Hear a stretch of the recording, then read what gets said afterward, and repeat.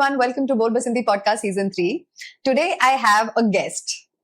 She is, a super mom, a superwoman, gorgeous, sexy, love her hair and her smile, which is vibrant and like a sunshine. Call me by the way, FYI. And I met her in Hyderabad during one of my stint here, a production that I was working. She handles marketing strategy for big films. The ones that you're like, oh my God, I will not name the actors and the clients that she has because then it'll be like me trying to show up, but I am trying to show up. And she started her career with the stupendous success worldwide, Bahubali 2. And then you can imagine. We will come to what do I admire in her later. But for now, let's take over to Niharika Gajula. What's up, Niharika? I'm seeing you after so long. I know, you're right. How are you? What's happening? Awesome. All good. What are you working these days? So I have recently started a desert cloud kitchen. Huh? Yes, just. Yeah. Okay. So that's been keeping me busy. And I'm sure this woman, whatever she does, like I was so mesmerized and impressed and kind of like was amazed when I used to see at the office how meticulous she was at neither her work got compromised nor the efficiency got compromised. Neither was she complacent toward her work. But having done all that, she still would manage to pick her son, spend time with him. Like, wow. I was like, kaise behan kaise? How do you do this? Do you want a diplomatic answer or honest answer? Honest. I work hard for it. It doesn't get... It does, but there is no easy way out of it. You have to work hard towards it. You want to have a career. You want to have a social life. You want to be the first-hand person bringing up your child. That's a decision you have taken for yourself. You've got to work for it now. Okay. You can't go to an office and say, oh, I'm so sorry. It's my kid. I have to go and all of that. They will not like it. Neither can I go to my kid and say, okay, now that I've given birth to you, my parents or my in-laws are going to take care. Or nature is going to just uplift program. It doesn't work. Okay. So when it's something that you have decided for yourself saying, this is how I want it to happen, you have to work hard for it. Okay. There is no point of us taking up something and then going out and doing dukbari kahanis or giving reasons of saying, oh, I'm so sorry, this happened because of this happened because of this. No. By the time you wake up, you know what your day looks like, approximately. Okay. And frankly, in the careers that we are in, it is extremely tangible. I know that. But it is not to a point where you can't expect it to be. Correct? Okay, meeting 10 o'clock might go to 12. You still have that understanding. Okay. We do have that buffer. We have that buffer. But you know for a fact that it's going to be like that. Might as well put that buffer in the start. And then start your day accordingly. Wake up, complete your work. The pickup time of the kid is going to be the same. Yeah. Certain things are going to be fixed. There is no change in that. Like right now, I know 3:30, I have to pick up my kid. 3 o'clock, I stop. I say after 3, I don't take up any meetings. I go pick up my child. So I know that. So now between 9 to 3, what needs to be done? I try to schedule it so that it happens. And then whatever it is by night after my kid sleeps, I go spend time with my husband. And I tell him, this is what happens in my day. I don't know if he likes listening to it or not, but I love going and telling, And frankly, I live such an exciting life because of the work that I do. That's good. That I just love going and telling him, today this happened, that happened, this camera broke, that actor's shoe broke, this happened, that happened, so much. And after all of that, and I ask, okay, so what happened today with you? It was good. What do you mean it was good? He's like, yeah, you to have people around you. I to work with plumber, carpenter and all. What will I have to say? I'm like, okay, fine, leave it. I'll only talk again. Can you listen? Okay, fine. So that's how it is, like that. But I think that's you've got to do that. I don't even think it's balance, but it is that way. Now, kid will fall sick.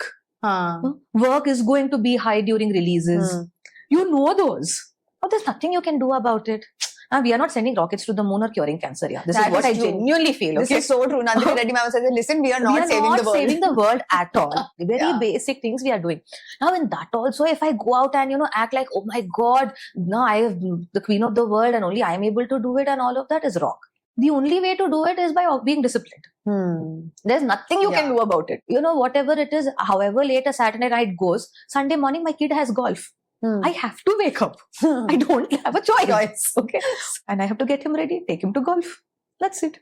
There's no other way to do it. No. What else can you say? Yeah. That's it. So even, when people come and say, how do you do it and all that, like, there are so many other women who do this. I'm not the only one. It's just that you people are seeing me. That is true. I mean, for me also, Yeah. like, my mom's a homemaker. And I'm not saying Exactly. being a homemaker is like a Exactly my full-time point. job. But then that's what amazes me Yeah. about you, because like you're the first-hand person You who must I've have come seen. across. Exactly. Yeah. Like most of them in Bombay were like unmarried, or they didn't have kids, or they weren't one part as of busy. it, one aspect of it might not have been there. Exactly. Like my mom's a high achieving lady. She ran the house. So you have... She ran the house. She took care of me. She ran the whole thing. Boss and she lady. Still works. Yeah. You know na, that you give a very boss lady vibe. I know that about me.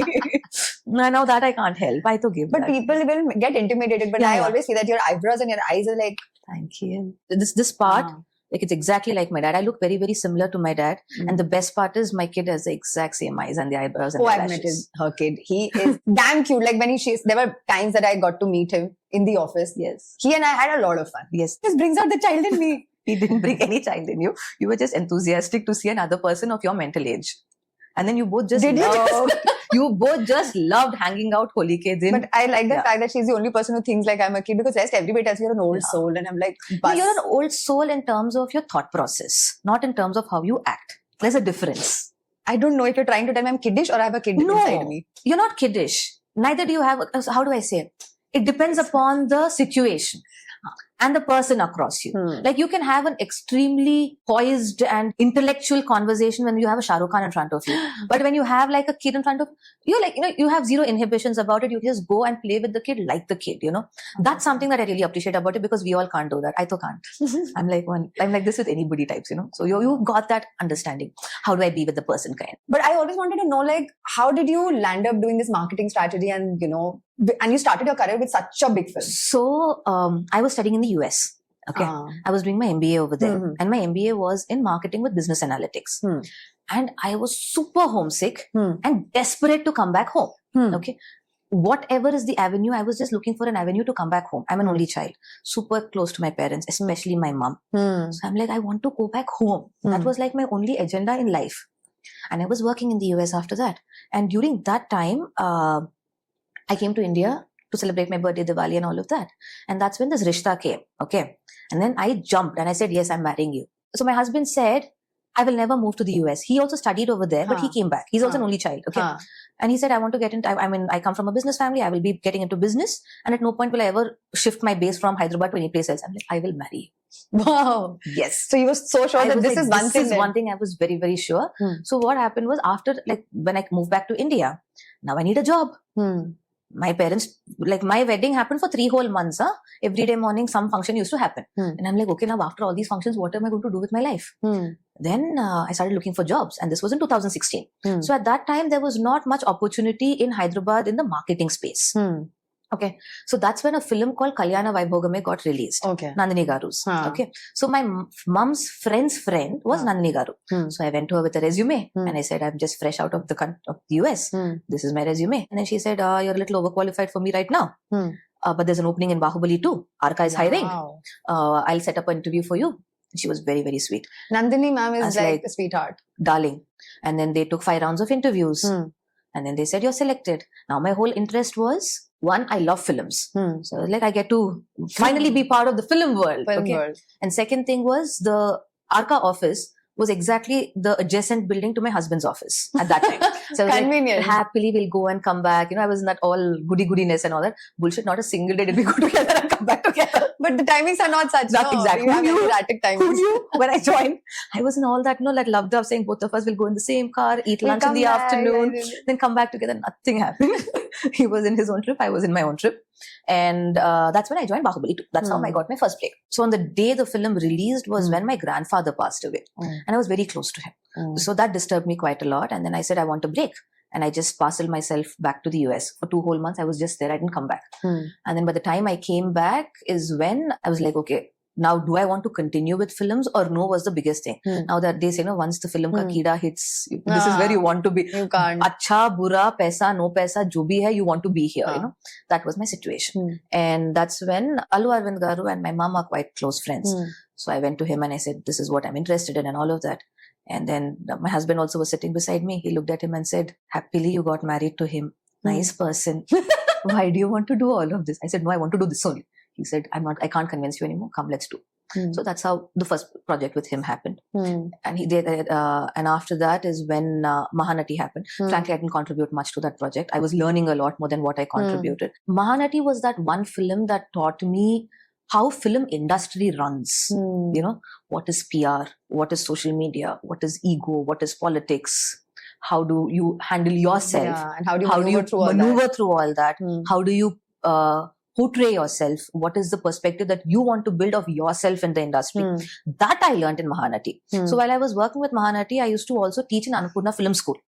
Marketing. I used to teach MA and BA students. I used to teach content strategy. So that is when Supriya Garu, Annapurna CEO, she saw me and she hired me for the digital marketing wing of Annapurna Studios. Oh, lovely. So my only job over there was to figure out how do we create a perspective for Annapurna Studios beyond the actors. Okay, saying, you know, there's a 21 acre of land, there are floors, middle of the city. And there are floors and there is post-production, complete post-production wing that is over there. There's a lot more that is in Annapurna, right? So that is what they wanted to showcase out. So that's how I dived into Annapurna. And while that was happening, they bought a film called Sheila Saw. Rahul Ravindran directed it. So that's when Supriya Garu said, handle the promotions of the film. I said, I don't know all of that. I'm like, I was very scared. She looked at me and she's like, you will handle it. You are handling it. Now go. I said, okay. Usse zyada, what can you say? If somebody shows that confidence, then you're like, I have to. Okay, at least to, you know, keep her confidence, I should be able to prove myself for that, right? And she was like a rock, like a rock. I'm telling you, any opportunity that used to come, she used to make sure that I take it and I run with it. Wow. Okay. She was that's the kind of woman, leader you know, like, and woman that you would want I to can never work with that. And then was Chair. Because Chair was headlining Sheila Saw. Naga Chaitanya Kineni. Please say the Chaitanya full name, the Garu. audience might not know. No. So Chaitanya Garu was was headlining Sheila Saw. Okay, for Annapurna. So that's when I used to, present all my strategies or whatever it is to him. And that's how he and I started working with each other. And then he said, oh, my next film is coming. Work on that.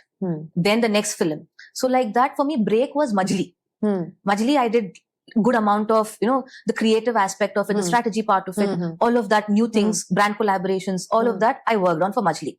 Then came Oh Baby. Oh Baby, mera career set ho gaya. Samantha, Yeah, because Samantha Garu, Nandini Garu and Sunita Garu. Three of them, the kind of confidence that they had on me is something that, I mean, I think just that my stars were aligned for that film. Okay. There is nothing else that I can say because that is a film that I wanted to be a part of. Okay. And you got it. And I got it. I genuinely manifested Oh Baby. So my friend Divya was the executive producer for Oh Baby. So she took me and introduced me to Samantha Garu and all of that. And then I showed her this is what it is and all of that. And then we just ran. And the kind of learning that film gave me, Richa, I tell you, now I can do any part of the whole film. Outdoor though, I can do coordination, PR coordination. I know how a camera is to be set up, who, what, when, why, what calendar needs to be given, what kind of campaigns to be run. That film taught me complete. It was like one proper crash course after Shobhu Garu. Shobhu Garu taught me marketing in films. And this film taught me the in and out of it. Then I was like, okay, now I know what I'm doing in my life. You know, that gave me that confidence, that excitement also. Then was Venki Mama happened. Then Manmadhudu 2 happened. I got to work with Nag sir. That was like a dream come true. Nagarjuna sir. Okay. Nag sir, like, you know, that is a man that you see on screen and all. No, for like, me, it's like Tum Mile Dil Ki. Exactly. Like Nag sir was like every time I still remember the minute I used to walk into his room, I used to pinch myself saying, is this true? Like that is not something that happens to everybody. Okay. So that happened and I was like super excited. And during that time, I got pregnant. COVID happened. So you got pregnant and then COVID or COVID and then pregnant? No, pregnant and then by my last trimester, COVID. My baby shower was the last party in Hyderabad that happened without masks. I'm not kidding. And after that, there were no parties that happened. Every single person that came to my baby shower that day called me and say, I am not going to say thank you to you. I am going to start cribbing that this is the last ever party that we all got to happen. So yeah, that happened. So during that time is when Sharanya Potla, she is an executive producer with Sushmita Garu for Gold Box. So at that time, Sharan Garu was looking for a female. This is Ram Charan Garu. Somebody in the space of marketing is what he was looking for. But young blood, fresh blood kind of a space. So that's when she referred my name. And that's how that happened. Charan Garu happened. So again, 3-4 rounds of interviews and all of that. And my only answer to everything was, I have a 4-month baby and I'm nursing. And all that man said was, yeah, so why is that a reason for not working? Okay, now you have a child. You need to nurse the child. I'll get you a room. You sit, you nurse, put a mat, he'll play. You complete your work, get done with your meetings. Then what? Khana khilana hai. We'll get a high chair for him when he grows up and he sits. Then what? That's it, no?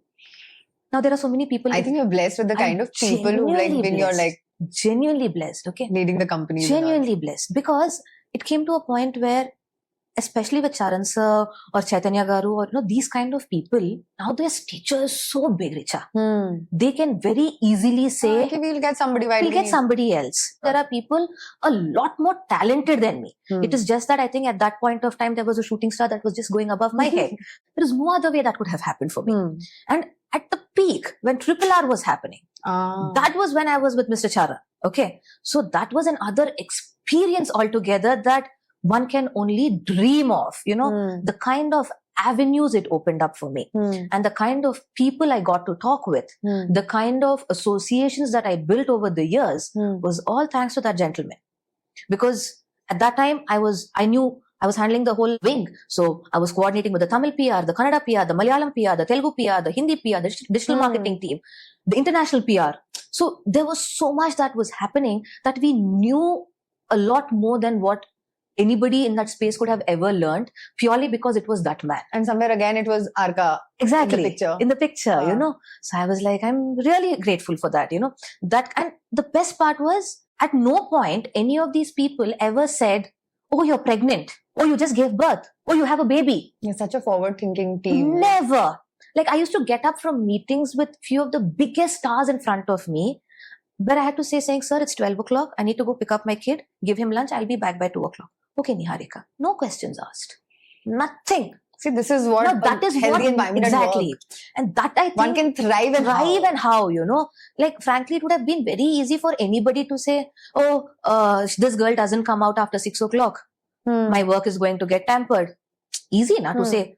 Or, oh, she's got to spend time with her kid. She can't do. Time and management and everything was that you don't need to because you did your work. That's exactly because they've given me the liberty to do that. No, at no point they give you that space of micromanaging or doubting you. Exactly. Oh, no, you have to be here. Only then work is going to happen. They were not that, They were like, okay, you have to go. As work is done. You've sorted this out for me. Okay, who are the people? Okay, done. You can go. No, that liberty was there. And that made a lot of difference. And that gave us that whole strength to say, okay, we can also do it, So that was very beautiful. Be it the PROs or be it the camera department or be it the social marketing team, whosoever it was. Be it the actresses I worked with, okay? Especially for actresses, it's like their career is at stake at that point when a film is coming. But even they were calm with me. Okay, saying, so sweet. Okay, this girl knows what she's doing. She's got it sorted. It is on paper. I know what is going to happen. The next hour, I know what is going to come to me. So that clarity was there from my side, which they appreciated and they said, okay, fine. And the thing is, in my house, everybody is working. My mother-in-law works, my mother works. Okay. So like superwoman. So everybody, so we are all 6 of us and all 6 of us work. So now if there's a point where my kid's timetable has to be adjusted, either my mom or my mother-in-law or me. Somebody has to, or my husband, or my father, whosoever it is, my father-in-law. We've got to figure it out, right? There is no other way to do it. Now, when it is a time when, they are all busy and then I have to take him, I outrightly say, I have a child, he's going to come to the meeting today, he's going to sit in one corner, play with his cars. Are you okay with it? Yeah, sure, no problem. And once they see that boy also, they realize that he's going to be of zero hindrance in that meeting. That is true. Yeah, he'll sit, he'll play with his cars or his Lego, he'll build something or he'll take a paper, draw whatever he wants to. He'll be in his own happiness. So, he's a very well-behaved, very sweet boy. That comes with training and upbringing. Well, I think genetics also. Yeah, that's how the parents are. That's how the lineage is coming from. Exactly. So that's how it is. That's the answer to your question. Saying, yeah, you've got to do it. And I think when a kid, when he sees, both the parents are working, they also start respecting that, time is important. That's how I'm telling you, my child's timetable runs like a German train schedule. Whoever is responsible, they've got to follow the same thing to the T. He's at my parents' house, they follow it exactly the same way. He's with my in-laws, they follow it exactly the same way. He's with my husband, it's the same way. Husband and I set the rules saying this is how we want to bring up our child. This is how it is going to happen. This is the rules and regulations. This is the timings. And you both are on the same page. And that is how it has to run. That's nice. My boy Papa has never seen the moon. I don't think he's ever. At the maximum, I think 10:30 is the maximum that the boy must have ever seen also in his life. 7 o'clock, the boy is in bed. Yeah. 6 in the morning, he wakes up. 7 in the night, he's in bed. Wow. And that is the way it runs. Okay. Good, there is no change in like, it. Yeah. Same time food, same time bed. And that is something that my husband and I were very, very clear saying we would want to inculcate in him, because those are the only two things that will stay for life, Richa. Okay. And those are the only two things that are required also in life. When you can't sleep properly or eat properly, kya kar rahe ho zindagi mein? Like how much money you're going to make when you're not actually going to enjoy it. That is true. If you're going to spend that money for your medicine bills and all of that, then for there's no point. No. You need to understand what food discipline is. Why are you eating? What are you eating? When are you eating? You've got to understand sleep discipline. Why should one sleep? Very important in life. And I don't understand this whole concept of, I've only slept for 3 hours. Who told you to sleep only for 3 hours? Or okay, if you worked so much, did it change the course of Earth? It did, Nothing changes, right? It is just that you should have planned your day better. When the sunrise rise. और अगर real time में कुछ issues आ भी गए, we you don't still panic. know what is going to happen. And more than what is going to happen, I think somewhere we are good at anticipating it. I think we just believe the women instincts that we know we just tend to believe it. We know something is going to happen. One thing for my Hindi audience is that when she's saying Supriya Garu or whatever, basically Hindi में जैसे हम Supriya जी बोलते हैं, Supriya ma'am बोलते हैं या sir बोलते हैं किसी को, तो Telugu में that is Garu. Just to clear कि लोगों को confusion हो. And because she knows them personally, which is why she's probably saying them like Charan sir. So don't get confused. Charan sir means Ram Charan, the actor, the fabulous mega star superstar. Naga Chaitanya sir is Naga Chaitanya. Naga sir is Naga Arjuna, the god. So yeah. Okay. One thing that is common between us is the fact that she loves Shahrukh Khan and I also love Shahrukh Khan. But I would like to know, why do you like? I have my reason to like him. What is your reason? You tell your reason first. Now I want to know what you like. Why do you like Shahrukh? So I was attracted towards that man's brain. Yes. It was like, this man, how does he do all of this? With a smile. With a smile. And I've met him in person quite a few times. And there was once that he, we were supposed to get a picture, like, because, that's how media and all were there. I'm not kidding. He must have been running like 102, 103 fever. That was his temperature. And I could see because his face was a little, swollen and, tired and all. And that man, not once did he throw any tantrum. Like, he's Shahrukh Khan. I think he can afford to do that. I think that comes with all superstars. Yes. Okay. And I've seen it across with all superstars. Okay. Where because they value the professionalism and everything. Exactly. And I somewhere feel, Richa, all these people know for a fact that if there is no humility left in us, we are going to vanish in a jiffy. Yeah. And I think that is what keeps them stars, you know. It is not like usko phone bill bharna hai. Tomorrow what? Definitely not. Now, but the thing is, the minute a man of that stature walks onto a set, there are hundreds of people that get daily wages because of that one man, Richa. Yeah. Or be it Rajni sir, be it Kamal sir, be it any of the superstars, Tarak sir. When people of that stature work, there is employment to many. And across the globe. I'm not just saying in Telangana or India. Across the globe, there are opportunities that start springing up only because these people are still working today, and that is what makes them stars. And for me, Shahrukh is that man, And genuinely, when he says, I am the last of the stars, that is true. I believe it. That whole concept of, somebody being afar but still accessible. Is Shahrukh. And that maintenance for me is Shahrukh. A man is able to make that kind of an impact on a 2-year-old, as well as a 30-year-old, as well as a 60-year-old, as well as an 80-year-old. There is something that man is doing right. Yeah. And for me, that is my inspiration. Saying if we are able to do at least 1% of it, we are golden. Yeah. Because he is King Khan and he's working for that brand, King Khan. Thousands and billions of crores later, and you still have that enthusiasm to stand in front of a light and say, I'll do it. Man, that man owns pieces of lands across the world here. Like, are you kidding me? I have 1 acre. I'll be sleeping on that acre and sleep. Like, I won't even move my body from there.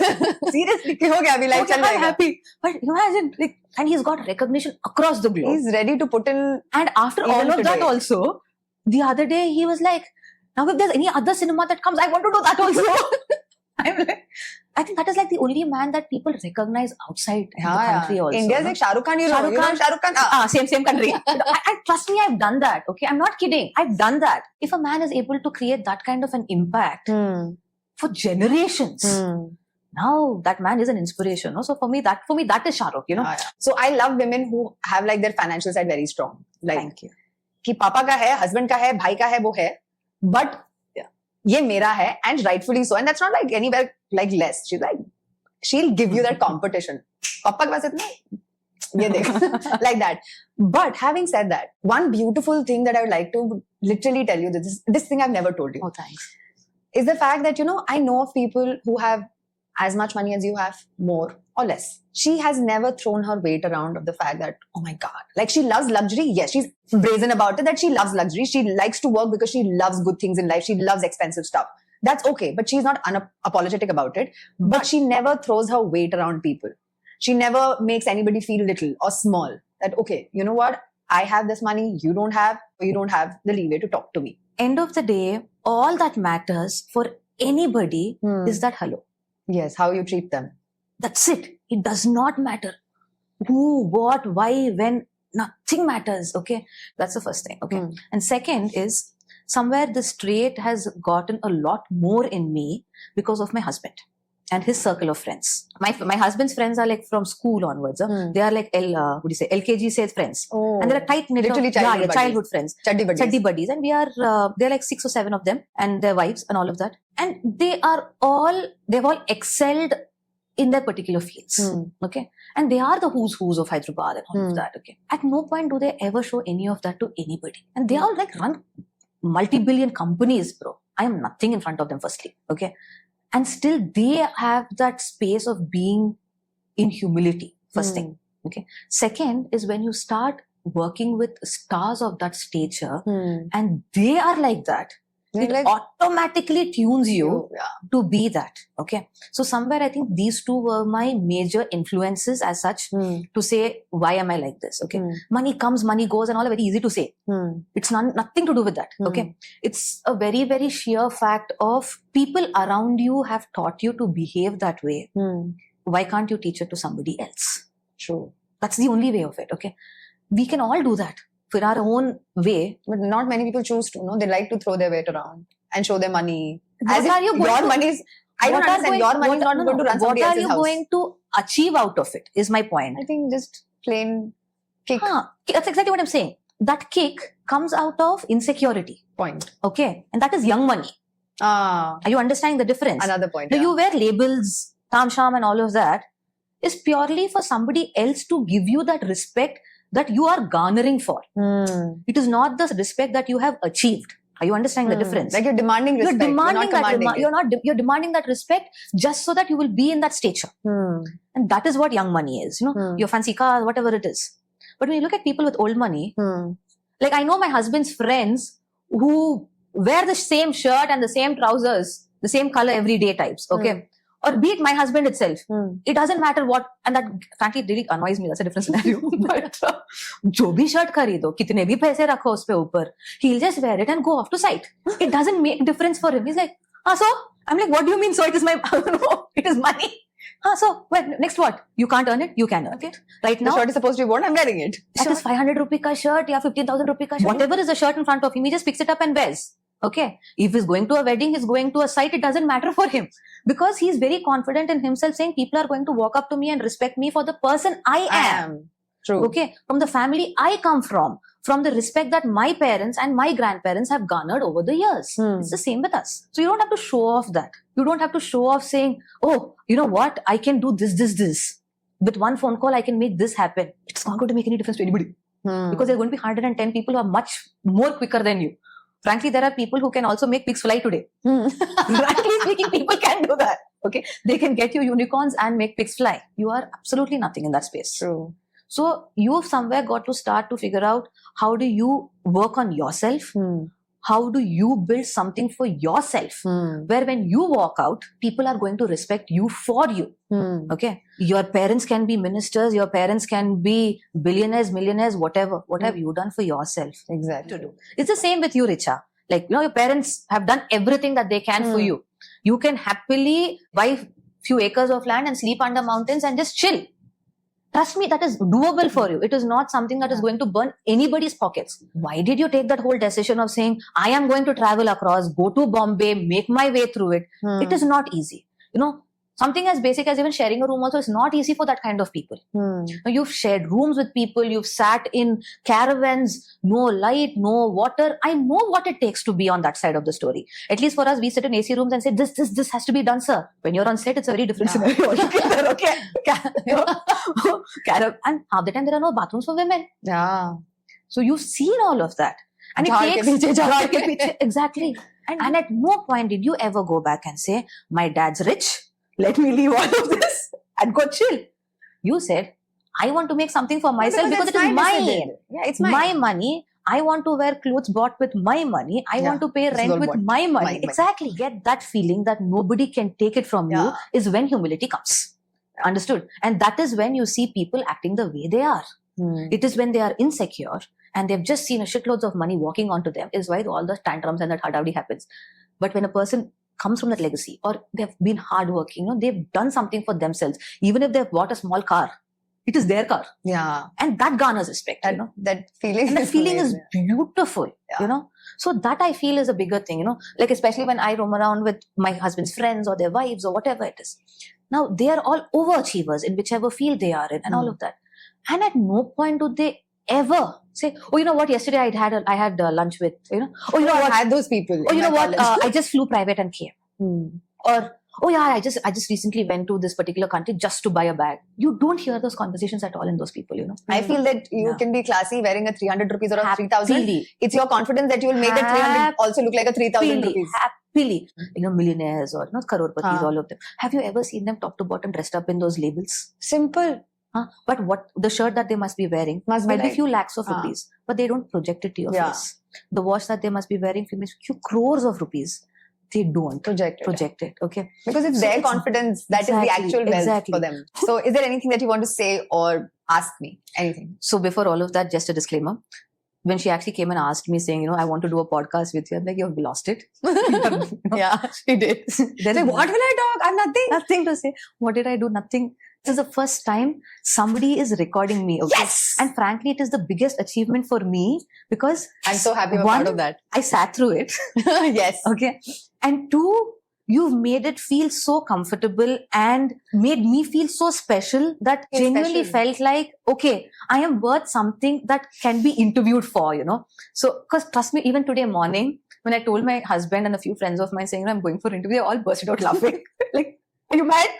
What is wrong with you? And frankly, people genuinely ask me, say, what are you going to talk? Thank you so much that today I genuinely feel confident enough. It makes me feel good, saying, okay, now I can go put myself out there to talk to others, promote my product or whatever it is. That strength, I genuinely feel. Thank you very much. I love you for coming here in spite of all your inhibitions. You wanted to give it a try. Thank you so much. Just for the fact that I asked you and you were so That was the only reason, trust me. There was no other reason. But that's the thing, that like what Supriya did to you, what Naga Chaitanya did to you, or what Chiranjeevi sir and Raj did to you. You put that faith in me. Okay, I am going because I know her. Abhi wo bol rahi hai, to theek hai, kuch ho raha hai. Nothing of that. I hope that I didn't let you down because you have been vocal about this thing that I don't like being in front of the camera. So why? My question was not about more than don't like. But why not? My question is why not? Now we will. Yes, whatever she says. Like you have a pretty face, you have a story, you have an experience, you have a journey of yours. Now all of that only you feel or everybody else feels is something we will come to know after the podcast. As humans, I feel we all have our journeys. And I can't even breathe anymore. Can we please close it? Okay, so guys, here is where we end. Bye for now. I'll see you next week with another new fabulous guest of mine, and they will share their journey and experience of their lives. Stay happy, stay kind, stay grateful. Adios.